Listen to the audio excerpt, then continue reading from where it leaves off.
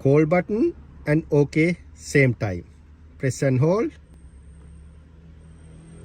I'm going to do it again. Sorry, it's not work. I'm switch off the car. Ignition on now, ignition off, and just press it once. Now it's on. Then after that, need to press call and OK button same time.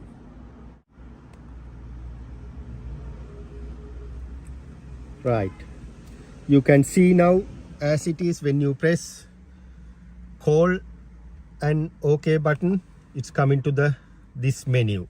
Once it come into this menu, you need to scroll down with this arrow key, brake pad replacement.